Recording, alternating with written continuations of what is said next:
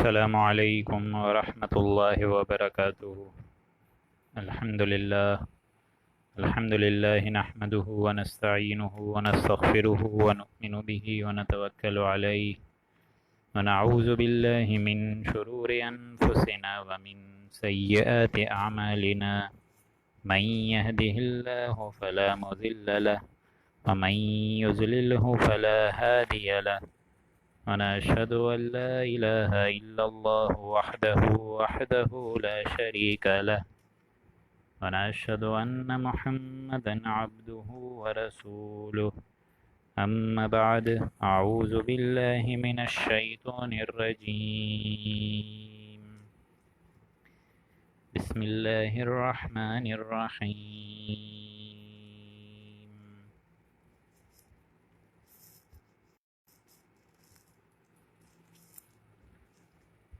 قل تعالوا واتلوا ما حرم ربكم عليكم ألا تشركوا به شيئا وبالوالدين إحسانا ولا تقتلوا أولادكم من إملاق نحن نرزقكم وإياهم ولا تقربوا الفواحش ما ظهر منها وما بطن ولا تقتلوا النفس التي حرم الله إلا بالحق ذلكم وصاكم به لعلكم تعقلون ولا تقربوا مال اليتيم إلا بالتي هي أحسن حتى يبلغ أشده وأوفوا الكيل والميزان بالقسط لا نكلف نفسا إلا وسعها وإذا قلتم فعدلوا ولو كان ذا قربى وبعهد الله أوفوا ذلكم وصاكم به لعلكم تذكرون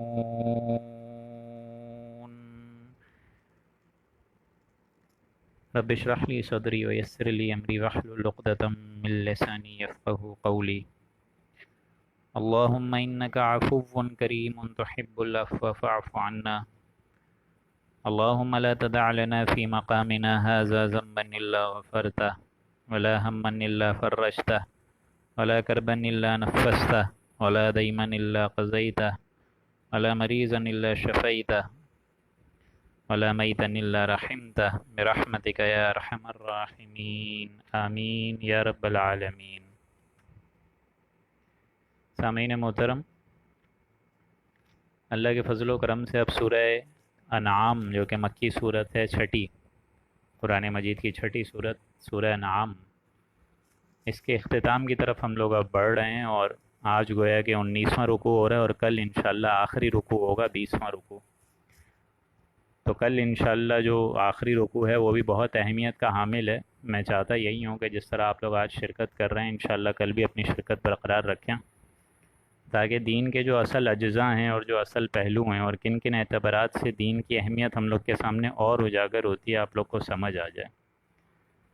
اس بات میں تو کوئی شک ہی نہیں ہے کہ جب یہ سورہ نازل ہو رہی ہے تو ایک کشاکش ہے باطل اور حق کی قوتوں میں۔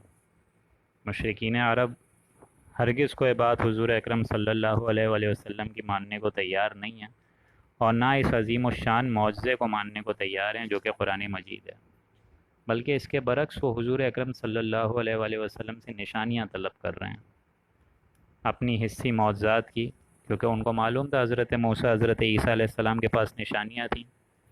اب یہاں اللہ تعالیٰ کی طرف سے یہ فرمان ہے کہ یہ قرآن مجید ہی ہماری اصل نشانی ہے۔ جو انسان اگر راہ راست اور راہ ہدایت کا طلبگار ہوگا وہ آٹومیٹک اس راہ راست پر آ جائے گا، اگر یہ اس کو قرآن مجید کو واقعی سمجھ کر پڑھے۔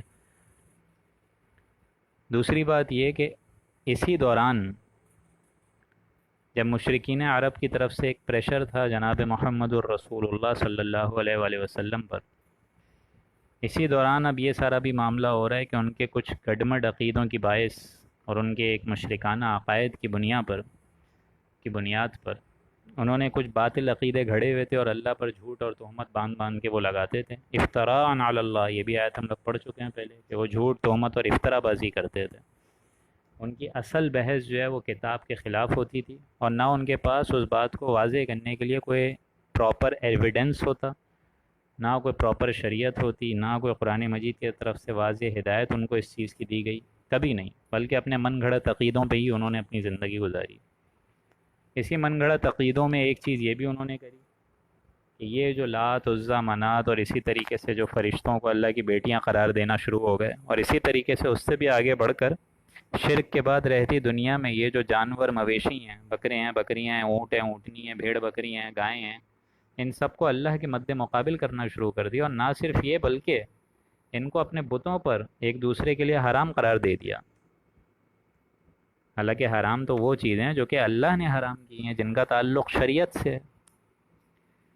اب ظاہر بات ہے جب سب کا پیدا کرنے والا، سب کا پالن ہار اللہ ہی ہے، اور ہر چیز کا علم بھی اسی کے پاس ہے، اس لیے اس کو تو یہ حق زیادہ حاصل ہے کہ وہ جس چیز کو چاہے حلال بنائے اور جس چیز کو چاہے حرام کرے۔ چنانچہ اس رکوع مبارک میں آپ لوگ کو نظر آئے گا کہ کیا کیا چیزیں ایسی ہیں جس کو فلسفہ دین کے لحاظ سے سمجھنا ضروری ہے۔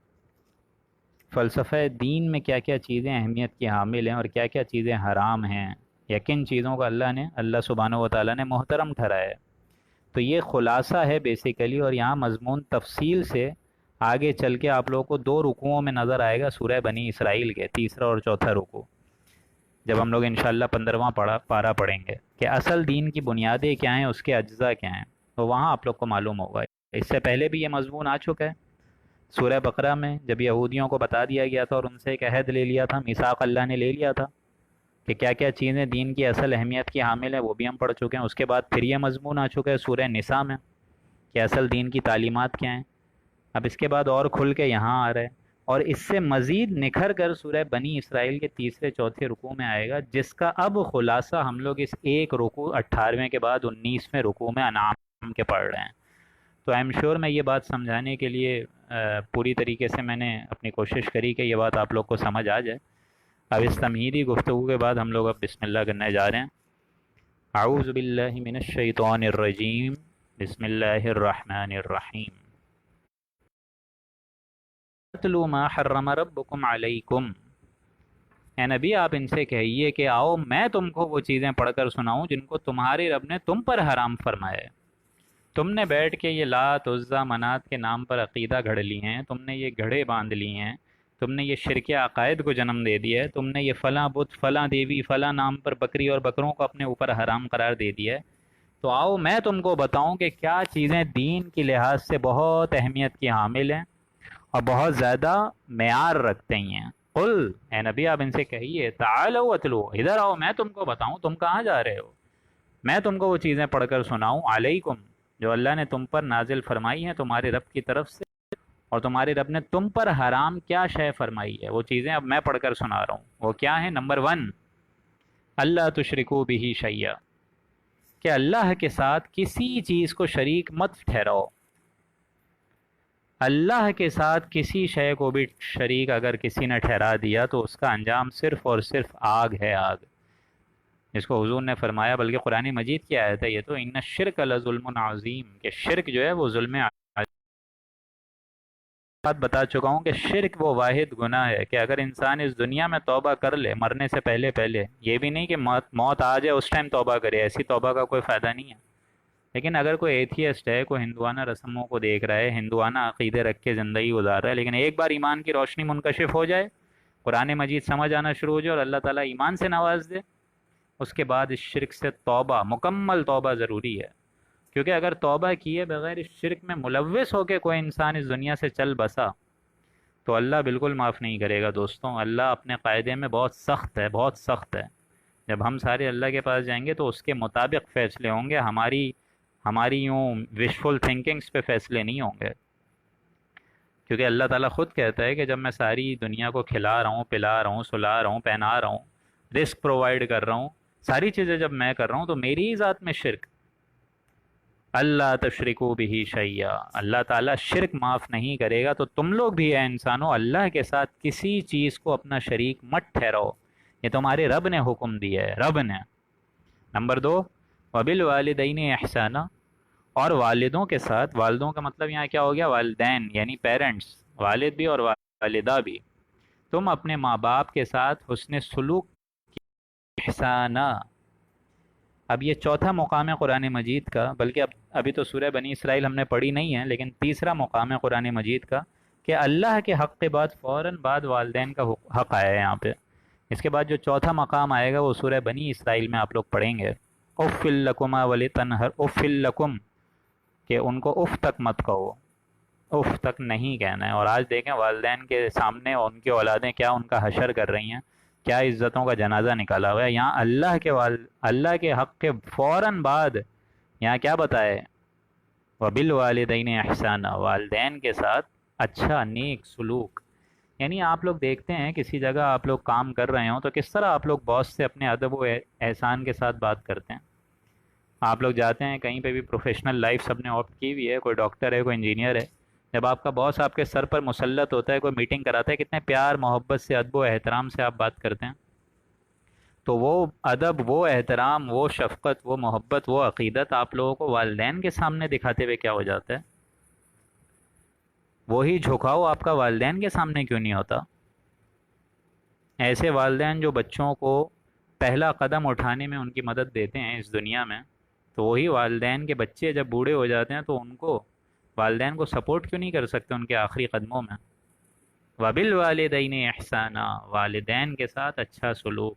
اور یہاں تک حضور اکرم صلی اللہ علیہ وآلہ وسلم نے فرمایا، ایک صحابی نے پوچھا کہ میرے حسن و اخلاق کا اور میرے اعلیٰ کریکٹر کا سب سے اول درجے کا مستحق کون ہے؟ Who is the most account for my beautiful character? کون ہے یا رسول اللہ صلی اللہ علیہ وآلہ وسلم؟ تو حضور نے کیا فرمایا؟ امک، تمہاری ماں.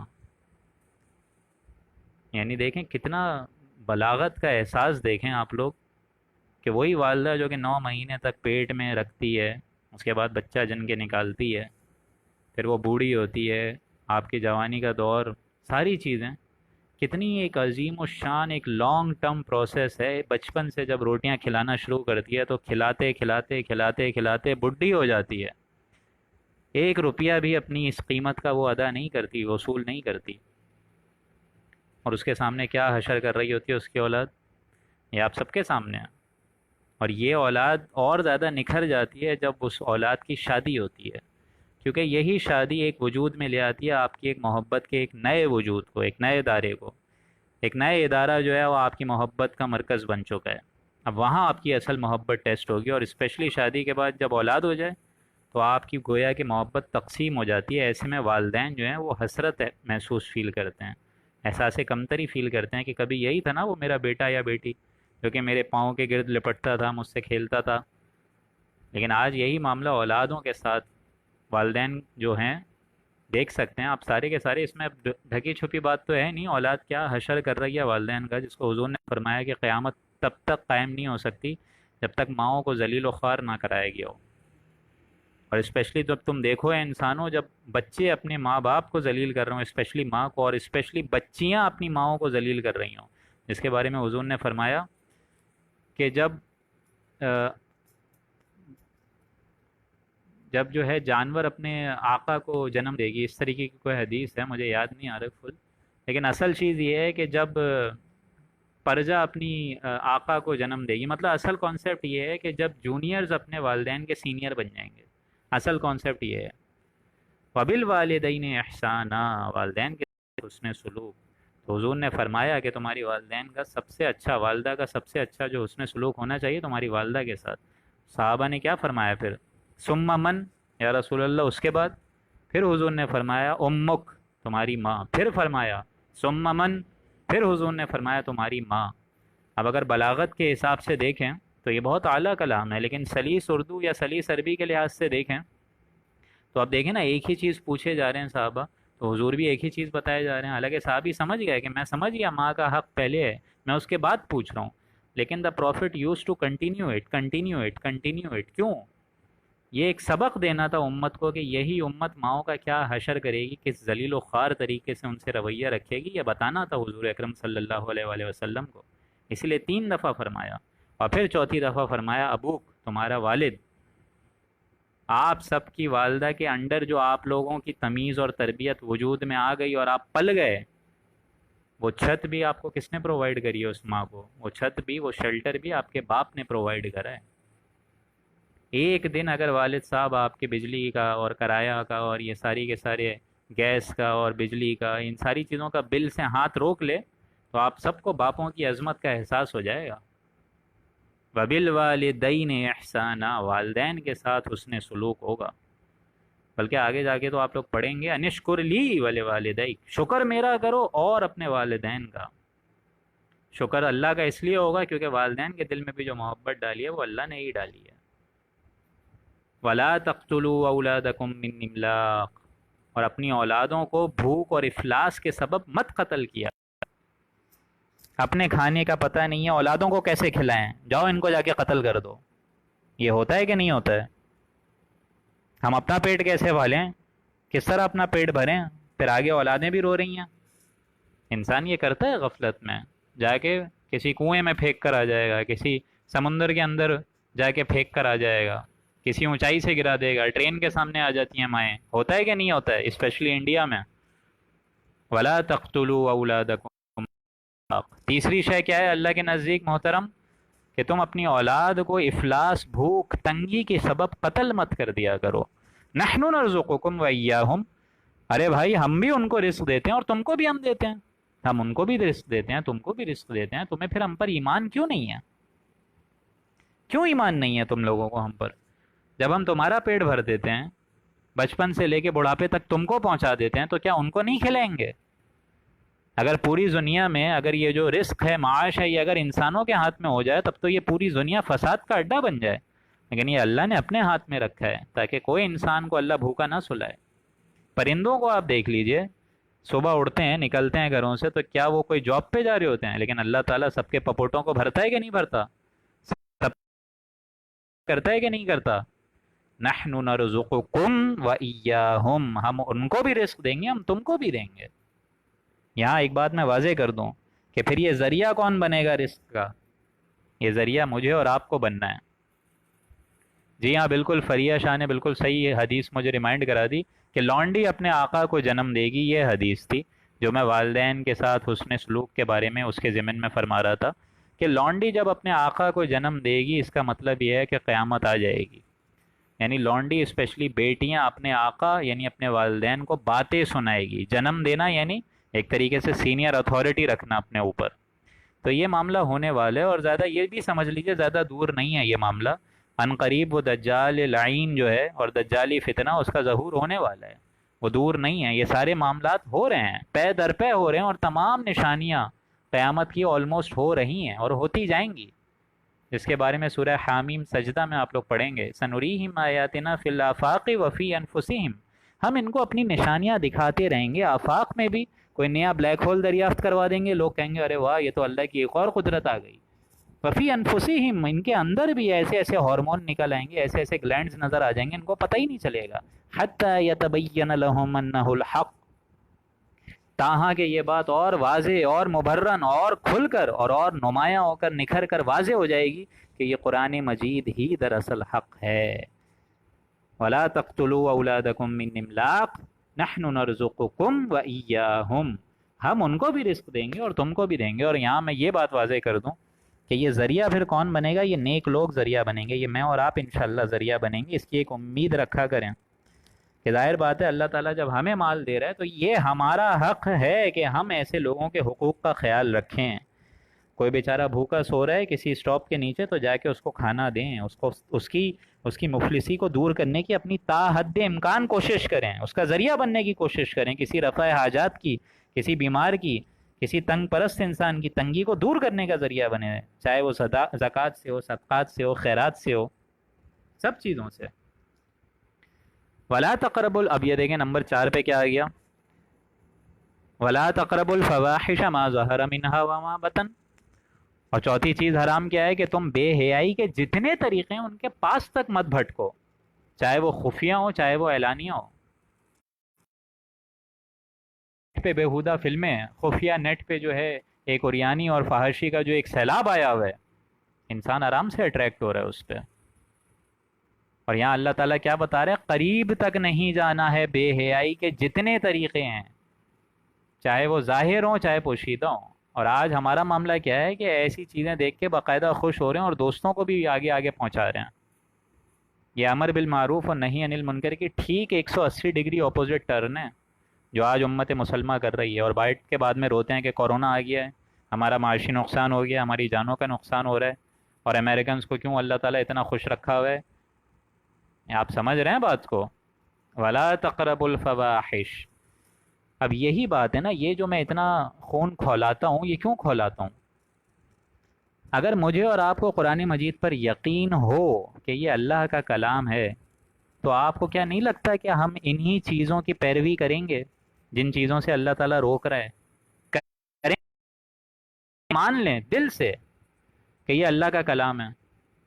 ہم ان چیزوں کی پیروی اس لیے کرتے ہیں کیونکہ ہمارے اندر دل میں یہ چور ہے کہ یہ اللہ کا کلام نہیں ہے. آپ لوگوں کو یہ بات تکلیف دہ گزرے گی، گراں گزرے گی. سچی بات تو یہی ہے کہ ہمارا وہ ایمان اس قرآن مجید پر نہیں ہے جیسا کہ ہونا چاہیے. اگر ہو تو آپ کا تیر کی طرح چلے. جب یہاں لکھ دیا ہے وَلَا تَقْرَبُوا الْفَوَاحِشَ کہ بے حیائی کے جتنے طریقے ہیں اس کے قریب تک نہیں جاؤ، تاکہ چاہے وہ اعلانیہ ہو، چاہے بند ہو یا کھلے ہوئے ہوں، چاہے اعلانیہ ہو. حال چل رہا ہے اس میں. اب میں کیا بتاؤں، اب کوئی ڈھکی چھپی بات تو نہیں ہے. ہر انسان کیا بے حیائی کے کام کر رہا ہے اور اس کے لیے کیا کیا ہو رہا ہے. ابھی یہ دیکھ لیجئے نا آپ لوگ، موٹر وے کا جو ہوا ہے کتنا بڑا ایک فحاشی کا کام ہے کہ ساری اولادوں کے سامنے ایک باقاعدہ اس کے ساتھ فورسڈ سارا معاملہ ہو رہا ہے. یہ بات واضح رہ جائے کہ اطاعت رب کے بعد اطاعت والدین کی بھی بڑی اہمیت ہے. اور اسی طریقے سے زمانہ جاہلیت میں جو یہ ساری کی ساری فرقہ واریت اور خاندانی منصوبہ بندی کے نام سے پوری دنیا میں جو زور و شور سے چل رہا ہے معاملہ کہ اولادوں کا قتل ہو رہا ہے، یہ بھی اللہ تعالیٰ ہمیں ان سے بھی محفوظ رکھے. اور پھر تیسری چیز اور چوتھی چیز وہ یہ کہ اس قسم کی بیہودہ حرکتوں سے اللہ تعالیٰ مجھے اور آپ کو محفوظ رکھے. آمین. ما ظہر منہا وما بطن، ہو چاہے اعلانیہ ہو، ان کے قریب بھی مت جاؤ، کیونکہ آپ سب کو معلوم ہے کہ جو شخص اس کے قریب جاتا ہے وہ اسی کا عادی بن کے رہ جاتا ہے. پھر ایسے گناہ سے نکلنا، زنا اور فحاشی کے اڈے سے نکلنا انتہائی مشکل ہو جاتے ہیں، انتہائی مشکل. اور اس کو نتیجہ کیا ہے اس کو آپ لوگ ریپلیس کریں، کسی اور ایکٹیویٹی سے ریپلیس کریں، درس قرآن سے ریپلیس کریں، احادیث کے دروس سے ریپلیس کریں، اچھے لوگوں کی معیت سے سرفرازی کے عالم تک پہنچ کے اس کو ریپلیس کریں. دوسری ایکٹیویٹیز میں بیزی ہو کے اپنے آپ کو ان چیزوں سے نکالیں. وَلَا تَقْرَبُوا الْفَوَاحِشَ، مت قریب جاؤ تمام فحش کاموں کے، بے حیائی کے جتنے کام ہیں، ما ظہر منہا وما بطن، چاہے وہ خفیہ ہو چاہے اعلانیہ ہو. وَلَا تَقْتُلُوا النَّفْسَ الَّتِي حَرَّمَ اللَّهُ إِلَّا بِالْحَقِّ، اور جس چیز کا خون اللہ نے حرام کر دیا اس کو قتل بھی مت کرو، ہاں مگر حق پر. یعنی حق کے سوا جتنے تم گناہ کرو گے، جتنے قتل ناحق کرو گے، اس کی پکڑ تم کو ملے گی. ایک تو قتل حق ہے، یعنی ایک تو قتل عمد ہے، قتل مرتد ہے اس کے بدلے قتل مرتد ہوگا، قتل عمد ہے اس کے بدلے قتل عمد ہوگا. یا اگر کسی شادی شدہ انسان نے زنا کیا ہے اس کی بھی سزا جو ہے وہ قتل ہے. یا آپ سورہ نور میں یعنی ان چیزوں کے علاوہ، بدلے کے علاوہ، آپ لوگ پڑھ چکے ہیں وہ سورہ بقرہ میں وَلَكُمْ فِي الْقِصَاصِ حَيَاةٌ يَا أُولِي الْأَلْبَابِ لَعَلَّكُمْ، اے ہوش مندوں تمہارے لیے قصاص میں بدلہ لینے میں تمہارے لیے زندگی ہے. کیوں؟ کیونکہ انسانی تمدن جو ہے وہ دو ہی چیزوں پر قائم ہے، ایک احترام مال اور ایک احترام جان. میرے لیے آپ کا مال حرام ہے، آپ کے لیے میرا مال حرام ہے، اور اسی طریقے سے میرے لیے آپ کی جان حرام ہے، آپ کے لیے میری جان حرام ہے. بھائی کوئی وجہ تھی نا کہ جناب محمد الرسول اللہ نے فرمایا کہ بہترین مسلمان وہ ہے جس کے ہاتھ اور زبان سے دوسرا مسلمان محفوظ رہے. ہاتھ سے تو ہم لوگ محفوظ رکھتے ہیں لیکن زبان سے کیا کڑوی سڑیلی باتیں سناتے ہیں، وہ سب کو معلوم ہے کہ نہیں معلوم ہے؟ تو یہ تو عالم ہے اس امت مسلمہ کا، اس دنیا کے لوگوں کا. لیکن یہاں اللہ تعالیٰ کیا فرما رہے ہیں؟ وَلَا تَقْتُلُوا النَّفْسَ، کسی جان کا خون کرنا اللہ تعالیٰ نے تمہارے اوپر حرام کیا الا بالحق. ہاں لیکن یہ ہے کہ حق کے ساتھ، کیونکہ اس کے علاوہ تمام چیزیں حرام ہیں. انسانی جان اللہ کے نزدیک بہت محترم ہے. اسی وجہ سے حضرت عمر نے خانہ کعبہ کو دیکھ کے فرمایا تھا کہ اے کعبہ تو مجھے بہت عزیز ہے، کیونکہ جس طرح تیرے ملتزم سے میرا نبی چمٹ چمٹ کے رویا ہے، جس طریقے سے حجرہ اسود کو بوسہ لیا تو مجھے بہت عزیز ہے. لیکن ایک مسلمان کا خون، اس کی جان، اس کا احترام جان تو اس سے بہت زیادہ بزرگ ہے، اس سے بہت زیادہ برتر ہے، اعلیٰ ہے، افضل ہے۔ کہنے والے کون ہیں؟ حضرت عمر۔ عمر وہ ہے جو کہ جس راستے سے چلتا ہے، جس گلی سے چلتا ہے، شیطان کنی کترا کے بھاگ جاتا ہے۔ اور عمر وہ ہے جس کے بارے میں نبی نے فرمایا ہے کہ اگر میرے بعد کوئی نبی ہوتا تو وہ عمر ہوتا۔ وہ حضرت عمر کہہ رہے ہیں ذالکم وصاکم بہ لعلکم تعقلون، یہ ہے وہ وصیت، یہ ہے وہ تاکیدی احکام، یہ ہے وہ کرنے کے کام، یہ ہے اصل دین، یہ ہے دین کی جڑیں، یہ ہے دین کی بنیادیں، یہ ہے دین کی جزا، یہ ہے دین کا تمدن، یہ ہے اخلاق کی اہمیت، جو کہ اللہ تم کو پڑھ کر سنا رہا ہے۔ بِہِ ذالکم وصاکم بِہِ، اس کا حکم اللہ تم کو دے رہا ہے، لعلکم تعقلون، تاکہ تم عقل سے کام لو، سوچو سمجھو کدھر جا رہے ہو۔ اگر اللہ کو تم مانتے ہو کہ یہ قرآن مجید اللہ کی طرف سے آئے، تو تمہارے ایمان کا سب سے بڑا تقاضا یہ ہے کہ یہ جتنی کانسیپٹ، جتنی ڈیٹیل احکام ایک آیت نمبر 51 میں آ رہے ہیں، 151 میں، اگر ان میں سے ایک بھی آپ نہ کریں تو اس کا مطلب یہ ٹوٹل کی نفی ہو جائے گی۔ یہ ہم لوگ پڑھ چکے ہیں سورہ بقرہ میں، پہلے پارے کے اختتام سے تھوڑا پہلے، کہ فمن جز، وہ جو آیت آپ لوگوں نے پڑھی تھی کہ افتؤمنون ببعض الکتاب وتکفرون ببعض، کہ کیا تم ہماری کتاب کے ایک حصے پر ایمان لاتے ہو اور ایک حصے کو پیچھے ڈال دیتے ہو؟ نماز، قرآن، روزہ، زکوٰۃ، حج سب چل رہا ہے، اور ساتھ ساتھ جو تمہارے دین کے دوسرے کام ہیں کرنے کو، ان سے لا تعلقی اختیار کری ہوئی ہے۔ جو حقوق العباد ہے اس میں ڈنڈیاں مار رہے ہو، لوگوں کو ناپ تول کر نہیں دے رہے ہو، وراثت کھا رہے ہو، تو یہ کون سا اسلام ہے تمہارا؟ رہ گئی رسم اعضاء، روح بلالی نہ رہی، فلسفہ رہ گیا، تلقین غزالی نہ رہی۔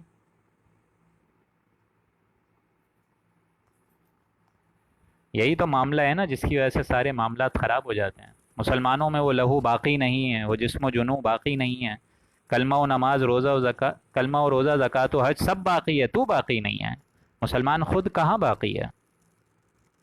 لیکن اللہ تعالیٰ تو یہی فرما رہا ہے ذالکم وصاکم بہ، یہ تمام کام ہیں کرنے کے، دین کے بڑے بڑے کام، یہ کرو نا، لعلکم تعقلون، تاکہ تم عقل سے کام لو، سوچو سمجھو کہ دین اصل کیا ہے اور ہم کیا کر رہے ہیں۔ اس میں تمام وہ چیزیں اللہ تعالیٰ نے بتائی ہیں جس کے اگینسٹ میں اور آپ کام کر رہے ہیں۔ آپ خود دیکھ لیجئے نا، اللہ تشرکوا بہ شیئا، پہلا کام کیا ہے؟ کہ اللہ کے ساتھ کسی کو شریک نہ کرو۔ شریک کا مطلب یہ نہیں ہے دوستوں، سمجھ لیجئے اچھے طریقے سے، کہ صرف بت پرستی شریک ہے، نہیں، یہ بھی شرک ہے، لیکن اصل شرک یہ بھی ہے جس کو شرک خفی کہتے ہیں، چھپا ہوا شرک۔ وہ یہ ہے کہ تمام اسباب سے تعلقی ہٹا کر مسبب الاسباب پہ اپنی نگاہیں رکھیے۔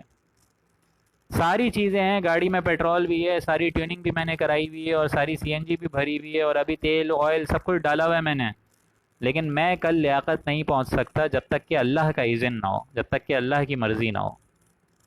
اگر یہ آپ کے اندر کانسیپٹ نہیں ہے تو بھائی اس کے علاوہ سب کھیل تماشے ہیں۔ اگر یہ نہیں ہے بابا تو سب انجوائمنٹ کے معاملات ہیں۔ اگر اللہ پر یقین ہے اور آپ کو اتنا معلوم ہے کہ زمین پہ ایک پتا بھی نہیں گرتا جب تک کہ اللہ کا اذن نہ ہو، اور میری تمام سانسوں کا کھلم کھلا اختیار صرف اور صرف ذات باری تعالیٰ کو ہے، اور معلوم ہے کہ اللہ کے آگے جا کے جواب دہی کا احساس زندہ اور بیدار ہے، تو تمہارا ہر عمل سیدھا چلنا چاہیے۔ پھر تم کسی چیز کو اللہ کے مد مقابل یا اس سے اوپر نہیں ٹھہرا سکتے۔ کوئی شے انسان کی محبت اللہ کی محبت سے آگے کر دے تو وہی آپ کا معبود بن جاتی ہے۔ میں بار بار بتا چکا ہوں، تعیس عبد الدینار والدرہم، حضور نے فرمایا ہے نا یہ، کہ ہلاک ہو جائے درہم اور دینار کا بندہ، نام ہے عبداللہ اور حقیقت میں ہے عبد الدینار۔ دینار آنا چاہیے، دولت آنی چاہیے، ناجائز سے آئے جائز سے آئے کہاں انسان فکر کرتا ہے، حلال سے آئے حرام سے آئے۔ گھر بار چھوڑو، ملک چھوڑو، ترک وطن کرو کہ والدین یہاں مر رہے ہیں اور پانی دینے والا کوئی نہیں ہے، لیکن بیٹے بہو سب نکلے ہوئے ہیں انجوائمنٹ کے لیے۔ کیوں؟ ڈالر آنا چاہیے، ڈالر۔ اسی طرح کا معاملہ ہمارا وطن میں بھی ہے، جس کو علامہ اقبال، میں بار بار یہ شعر سناتا ہوں کہ اس دور میں اور ہے، جام اور ہے، جم اور، ساقی نے بنا کی روش لطف و ستم اور، تہذیب کے آزر نے ترشوائے صنم اور، مسلم نے بھی تعمیر کیا اپنا حرم اور، انتاز خداؤں میں بڑا سب سے وطن ہے، جو پہرن اس کا ہے وہ مذہب کا کفن ہے. وطن کو معبود بنا کے بیٹھے ہیں لوگ. جیے بھٹو، جیے متحدہ، یہ سب کیا ہے نعرے؟ دوسری شے بھی دیکھ لیجئے آپ لوگ، والدین کے ساتھ حسن سلوک. یہ ایک ہی آیت چل رہی ہے، ایک ہی آیت 151. کتنے لوگوں کا والدین کے ساتھ حسن سلوک ہے؟ کہ آپ کے والدین سو رہے ہوں، آپ کو توفیق ہوتی ہے، مجھے توفیق ہوتی ہے کہ جا کے ہاتھ پاؤں دبا دیں، سر پہ تیل لگا دیں، مالش کر دیں؟ کیا کریں؟ صبح اٹھنا ہے، اگلے دن جانا ہے، بچوں کو پڑھانا ہے، خود بھی پڑھنا ہے، دوسرے کام ہے، پیسے کمانے ہیں، آنے جانے کی ٹینشن ہے. تیسرا کام قتل ناحق، اور اس سے بھی پہلے اولاد کو بھی مفلسی کے انداز سے مار دینا. یہ تو ہو رہا ہے انڈیا میں.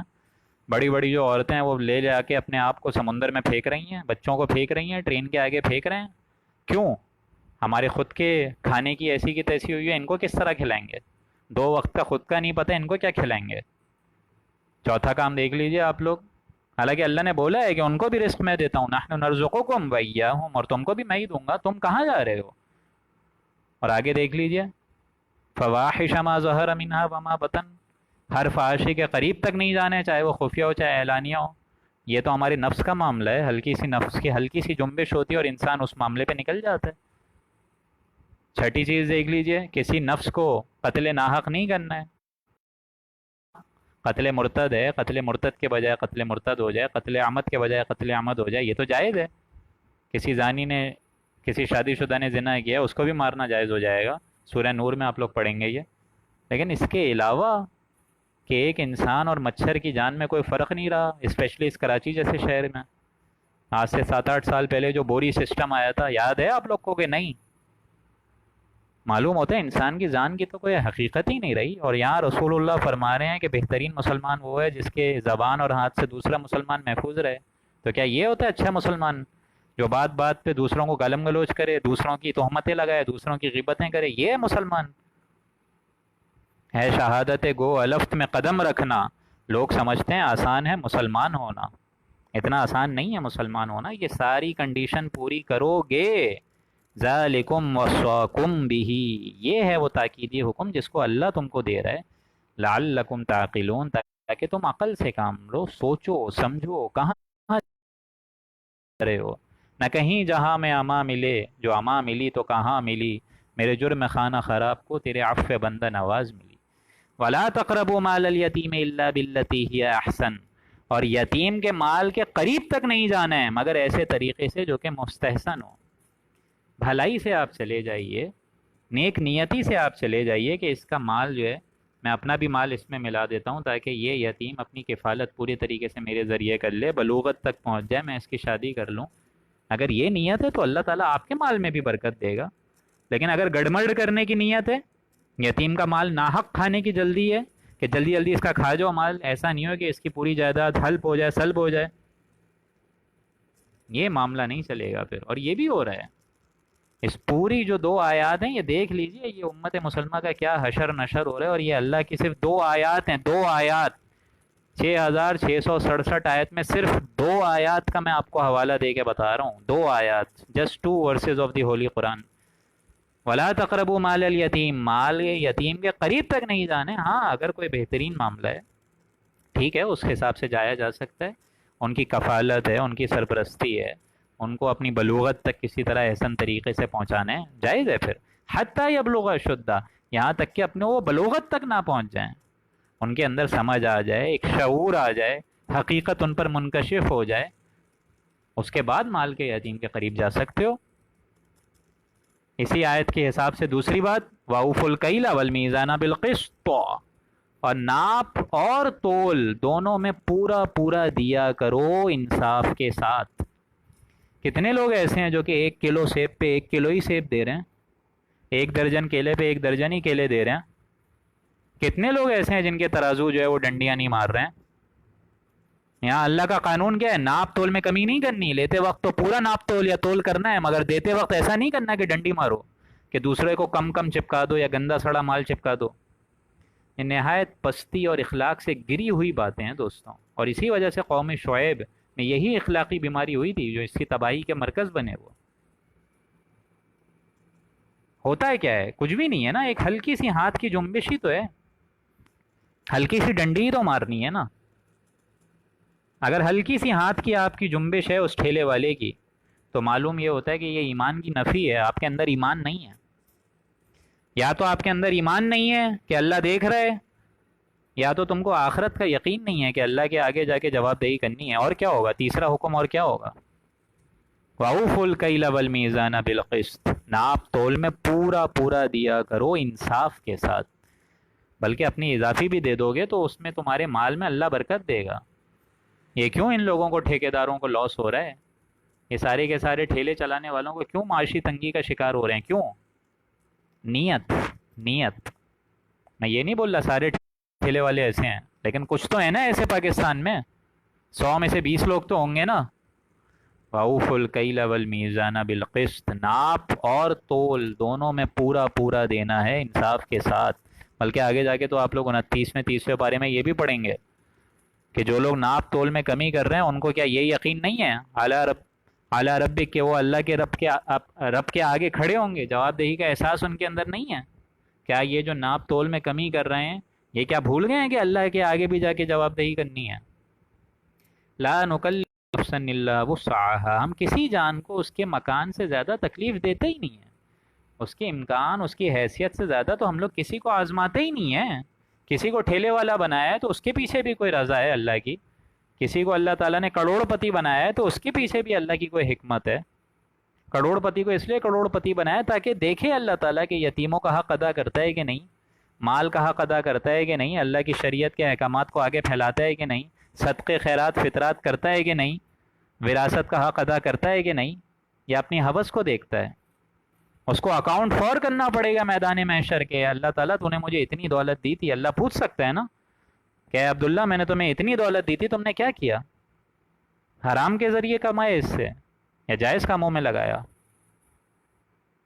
آپ لوگ کو یاد ہو جانا چاہیے اب وہ 5 سوالات جس کو حضور نے فرمایا کہ 5 سوال ایسے ہیں جس کے ادا کیے بغیر، جس کی جواب دہی کے بغیر ابن آدم کے قدم تک نہیں ہل پائیں گے۔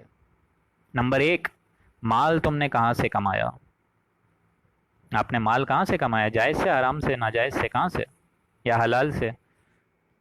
مال خرچ کہاں کرا؟ نمبر 2، لوگوں کی اقربا پروری کے لیے خرچ کرا یا اپنی دولت اور وجاہت کی چوکدنی کے لیے خرچ کرا؟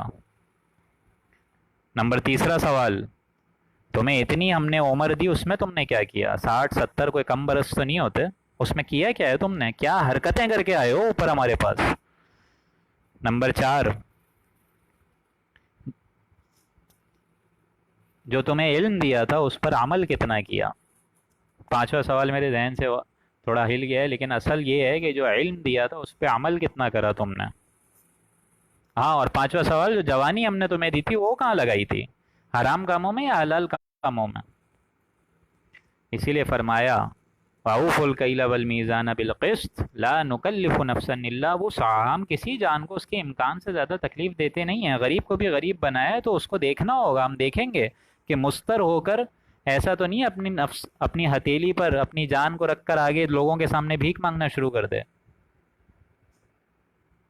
تو یہ معاملہ بھی ہے، لوگوں کو اللہ تعالیٰ آزماتا ہے، چاہے غربت سے ہو چاہے دولت کے اظہار سے ہو، اللہ تعالیٰ آزماتا ہے۔ مجھے بھی آزما رہا ہے، آپ کو بھی آزما رہا ہے، لیکن اللہ تعالیٰ نہیں آزماتا کسی کو، نہیں تکلیف دیتا سوائے اس کے لا نکلف نفسا الا وسعها، سوائے اس کی وسعت کے مطابق، یعنی بغیر کسی ارادے کے اگر انسان کمی بیشی ہو جائے تو مسئلہ نہیں ہے، لیکن اس کے علاوہ اگر انسان ڈنڈی مارے کاموں میں، یہ معاملہ خراب ہے، جس کے بارے میں تو سورہ بقرہ کے آخری رکوع میں ہم لوگ دعا پڑھ چکے ہیں، ربنا لا تؤاخذنا ان نسینا او اخطانا، اے رب ہمارے اگر ہم سے کوئی بھول چوک ہو جائے، جو ہم چیزیں بھول جائیں تو یا اللہ تعالیٰ اس پہ ہم سے معاوضہ نہ کریو، پوچھ گچھ نہیں کریو، اور وسعت کے مطابق ہی تو حساب لے گا ہم سب سے، مجھ سے بھی لے گا، آپ سے بھی لے گا۔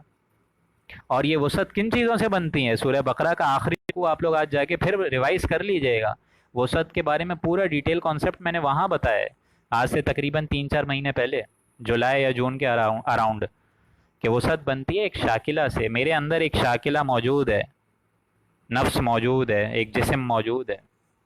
اسی طریقے سے مجھے کچھ انوائرمنٹل فیکٹرز ملے ہیں جہاں میری پرورش ہوئی ہے، والدین کی ایک تربیت ہے، یہ انوائرمنٹل فیکٹرز اور ایک ہیریڈیٹری فیکٹرز جو کہ D N A R N A سے میرے والدین کے ذریعے مجھے ملے ہیں، ان دونوں کے مجموعہ چیز کو کہتے ہیں وسعت۔ یعنی اللہ تعالیٰ اس وسعت کے حساب سے لے گا معاملہ. اب 100% کسی کے اندر اللہ تعالیٰ نے وسعت رکھی ہے، اس میں کرائٹیریا پاسنگ ریشیو جو ہے وہ 50% ہے. اگر وہ امکانی حد تک کوشش کرے اور 50% لے آئے تو اللہ تعالیٰ اس کو جنت میں ڈال دے گا. لیکن اگر کسی کے اندر وسعت ہے ہی 50%، تو پھر کیا ہوگا؟ پھر اللہ تعالیٰ پرسنٹیج پہ معاملہ کرے گا کہ 50% ہی ہم نے تمہارے اندر وسعت رکھی تھی نا، تمہارا شاکلہ بنایا تھا، 50% ہی تم کو علم دیا ہے، 50% ہی تم کو ذہانت دی ہے، 50% ہی تم کو دولت دی ہے، تو تم 100% کرنے کی کوشش نہیں کرو، 50 میں 25% ہی کر دو تو تمہارا بیڑا پار ہے. یہ ہے وہ ساتھ. اس کے لیے آپ لوگ، میں چاہتا ہوں سورہ بقرہ کا آخری رکوع جا کے پھر دیکھیے گا. لا نکلف نفسا الا وسعها، وسعت کے علاوہ اللہ تعالیٰ کسی جان کو حقدار نہیں ٹھہرائے گا، تکلیف نہیں دے گا. وَإِذَا قُلْتُمْ فَعْدِلُوا، اور جب تم بات کیا کرو انسانوں تو انصاف سے بات کیا کرو، عدل و انصاف ہونا چاہیے تمہارے اندر. وَلَوْ كَانَ ذَا قُرْبَىٰ، چاہے وہ تمہارا قرابت داری کیوں نہ ہو. یعنی انصاف میں بھی جانبداری نہیں چلے گی، بائسنس نہیں چلے گی. انصاف کرو تو پورا سیدھا انصاف کرو. اور ہمارا معاملہ کیا ہے انصاف کا؟ ہمارا معاملہ یہ ہے کہ دو بھوکے لوگ بیٹھے ہیں تو آدھی روٹی ادھر دے دو، آدھی روٹی ادھر دے دو. ایک روٹی ہے نا آپ کے پاس، آدھی روٹی اس بندے کو دے دو، آدھی روٹی اس بندے کو، دونوں کی بھوکے مر گئیں. یہ ہے انصاف. لیکن اللہ تعالیٰ نے یہاں کیا چیز بتائی ہے اس آیت سے پہلے؟ میزان بالقسط. اسی ایک آیت سے اوپر دیکھیں آپ لوگ، میزان بالقسط، انصاف کے ساتھ، قسط کے ساتھ. ناپ تول بھی کرنا ہے قسط کے ساتھ. یہ قسط جو ہے وہ انصاف سے بھی اوپر کی شے ہے. انصاف تو یہ ہوا آپ نے آدھی روٹی اس غریب کو دی، آدھی روٹی اس غریب کو دی، لیکن قسط یہ ہے کہ اس غریب کو بھوک لگی کیوں، آپ اس فیکٹر کو دیکھیں گے، پھر آپ اس کا روٹ کاز ٹریٹ کریں گے. یہ ہے انصاف کی سب سے اعلیٰ معراج، کہ ایسا نظام قائم کرو کہ انسان چوری کے قریب نہ جائے. ایسا ہی نظام قائم کرو کہ انسان بھوک اور افلاس کا مستحق نہ بنے. ایسا نظام قائم کرو کہ ہماری بیٹیاں بہویں جو اپنے وہ کوٹھے پہ نہ جائے کریں. ایسا نظام قائم کرو جہاں پہ تمام انصاف ایکول ڈسٹریبیوٹ ہوگا. اب ہے ایسا نظام؟ ہمارے اندر یہ نظام ہے. ہمارے ملک پاکستان میں بڑا بڑا اٹھا کے لکھ دیا ہے، no legislation can be done in repugnant to the Quran and Sunnah. اس کے نیچے حرام خوریاں بھی ہو رہی ہیں، سود خوریاں بھی ہو رہی ہیں، جوئے بازی بھی ہو رہی ہے، اور سارے کے سارے سٹے لگ رہے ہیں. یہ تو حال ہے. اور بعد میں بیٹھ کے روتے ہیں کہ کورونا وائرس آ گیا ہے، یہ آ گیا ہے، وہ آ گیا ہے.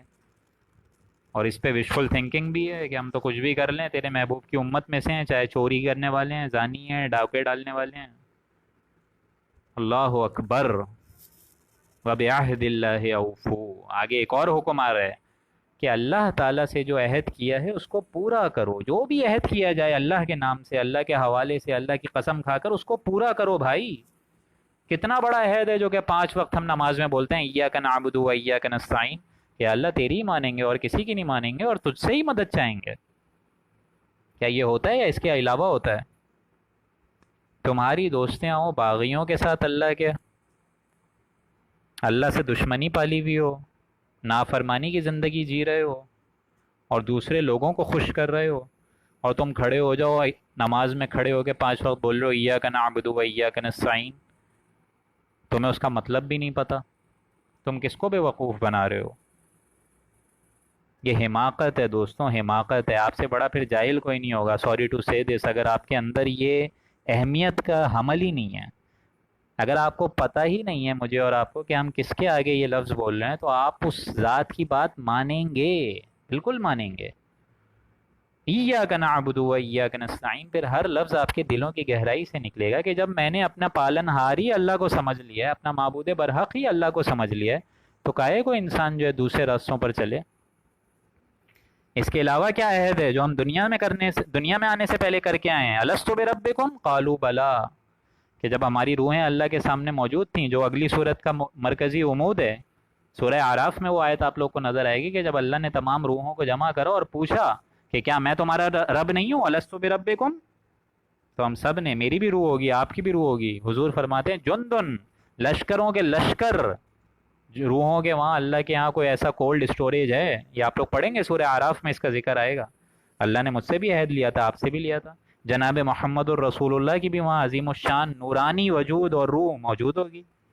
اسی طریقے سے سارے لوگوں کی تھی، لیکن اللہ نے سب سے عہد لیا ہے اور ہم بول کر آئے ہیں قالوا بلا، اگرچہ وہ ہمیں عہد یاد نہیں ہے، لیکن ہم اگر اپنے اندر جھانکیں تو ایسا لگے گا کہ کہیں نہ کہیں وہ عہد جو ہے سانس لے رہا ہے، کہیں نہ کہیں وہ عہد جو ہے ابھی بھی اس کے اندر رمق حیاتی موجود ہے، کہ ہم کوئی بھی کام گناہ کا کرتے ہیں تو ہمارے اندر ایک خلش پیدا ہوتی ہے، ایک تجسس پیدا ہوتا ہے کہ میں نے کس ذات کی نافرمانی کری ہے، کس عظیم و شان ذات کی میں نے نافرمانی کری، اور اگر آپ کو اچھا، آپ کو اور خوشی ہوگی، یہی ہے وہ الست بربکم جو میں سمجھتا ہوں۔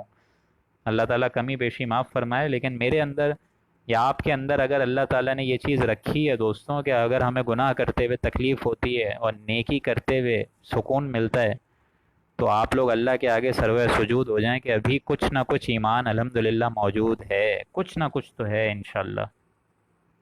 تیسرا عہد کون سا کر کے آئے ہیں آپ لوگ؟ شریعت کا عہد، اللہ تعالیٰ کے نظام کو قائم کرنے کا عہد۔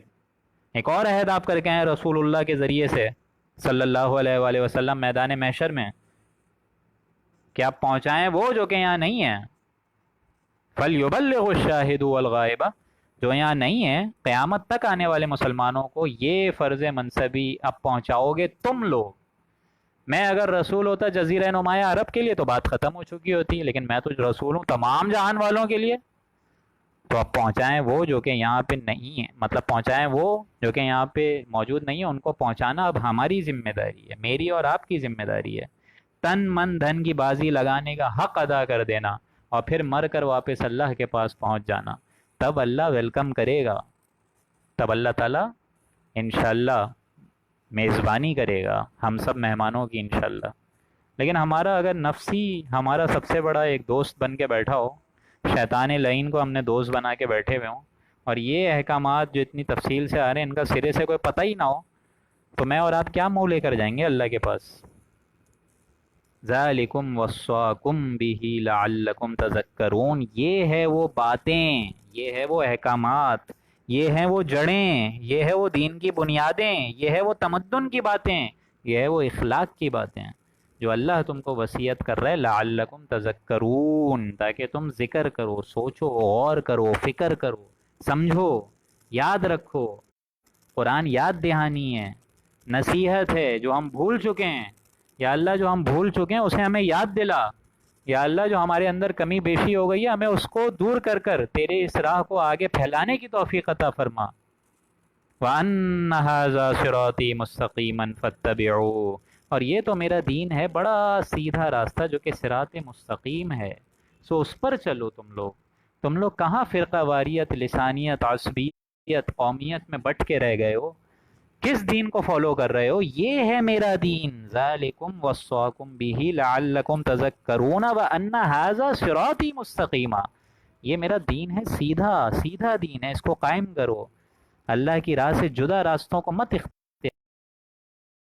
فتبعوا، اس کو فالو کرو، اس کو سمجھو، اس کے لیے تن من دھن کی بازی لگاؤ، ابھی لگاؤ۔ ولا تتبعوا السبل فتفرق بكم عن سبيله، اور تم لوگ دوسری راستے پر مت چلو کہ وہ راہیں تم کو اللہ کی راہ سے الگ کر دیں گی، جدا کر دیں گی۔ تم جاؤ گے سیدھے راستے پہ، ایک پگڈنڈی ہلکے سے اینگل سے نکلے گی، قادیانی کے فرقے پہ چلے جاؤ گے، ایک پگڈنڈی دوسرے اینگل سے نکلے گی، کافروں کے فرقے پہ چلے جاؤ گے۔ دین میں مختلف پگڈنڈیاں مت بناؤ۔ ولا تتبعوا السبل، دوسری راستوں پر مت چلو، فتفرق بکم، تم جدا جدا ہو جاؤ گے، الگ الگ راستوں کو اختیار کر لو گے، عن سبیلہ، سیدھے راستے سے بھٹک جاؤ گے، تم دوسری راستوں پر مت چلو، وہ راہیں تم کو اللہ کی راہ سے جدا کر دیں گی۔ دوسرے مقام پر تو آپ لوگ پڑھیں گے انقیموا الدین ولا تتفرقوا فی، دین کو قائم رکھو، اس میں پھوٹ نہ ڈالو۔ گویا اختلاف اور تفرقہ کی قطعاً اجازت نہیں ہے، اسی بات کو حضور نے حدیث سے فرمایا، واضح فرمایا کہ آپ نے اپنے ایک ہاتھ مبارک میں ایک خط کھینچا، ایک سیدھی لکیر کھینچی، اور فرمایا یہ ہے انسانوں اللہ کا سیدھا راستہ، اور پھر چند خلوط اس کے دائیں بائیں جانب کھینچے، الگ الگ ڈنڈیاں نکالی اس ڈنڈی کے ساتھ ساتھ، اور حضور نے فرمایا یہ وہ راستے ہیں جن پر شیطان بیٹھا ہوا ہے، شیطان، اور وہ ان کی طرف تم لوگوں کو بلا رہے ہیں۔ پھر آپ صلی اللہ علیہ وآلہ وسلم نے یہی آیت تلاوت فرمائی جو ابھی میں نے وضاحت آپ کے سامنے رکھی۔ ولا تتبعوا السبل فتفرق بكم عن سبیلہ، ان دوسری راستوں پر مت چلو جو اللہ کے علاوہ تم کو دوسری راستوں کی طرف لے پڑیں گی. به لعلکم تتقون، یہ ہے وہ باتیں، یہ ہے وہ نصیحت، یہ ہے وہ واعظ، یہ ہے اصل دین کی بنیادیں، جڑ تمدن اخلاق کی بنیادیں جو اللہ تم کو پڑھ کر سنا رہے. لعلکم تتقون، تاکہ تم تقوی کی روش اختیار کرو، سمجھو، غور کرو، بچ کے اپنی زندگی چلاؤ. اس کے بعد ایک آیت رہ گئی ہے، ثم آتینا موسیٰ الکتاب.